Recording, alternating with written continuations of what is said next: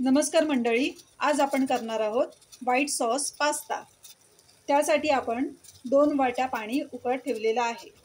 त्यात 1 वाटी पास्ता टाकूया। पास्ता आपण शिजवून घेणार आहोत। पास्ता हाफ बॉईल झाला की त्यात आपण थोडे कॉर्न टाकूया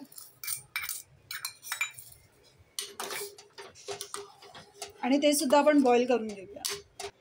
पाहू शकता पास्ता आणि कॉर्न चांगले शिजलेले आहेत। यातला आपण पाणी आता काढून टाकूया। आपण पातेले गरम करायला ठेवले आहे। त्यात 1 चमचा आपण तूप घालून घेऊया। आता यात 1 चमचा मैदा घेतलेला आहे। तो चांगला लाल होईपर्यंत भाजून घेऊया। आपला मैदा भाजून झालेला आहे। त्यात आपण 1 वाटी दूध घेऊया आणि मैद्याच्या गुठळ्या होणार नाहीत याची काळजी घ्यावी। ते सतत हलवून घेऊया। यात आता अर्धा चमचा साखर आणि थोडंसं अगदी चवीपुरतं मीठ घालूया। तर आपलं दूध तापलेलं आहे।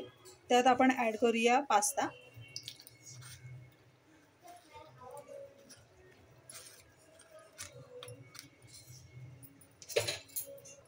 तुम्ही यात पाहिजे तर ब्रोकोली आणि मशरूम सुद्धा मिक्स करू शकता।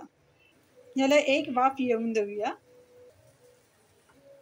यात वरून आपण ऑरिगॅनो घालूया आणि आता पास्ता आपला रेडी आहे। तर मंडळी पाहू शकता आपला पास्ता रेडी आहे। अगदी झटपट घरच्या घरी होणारा।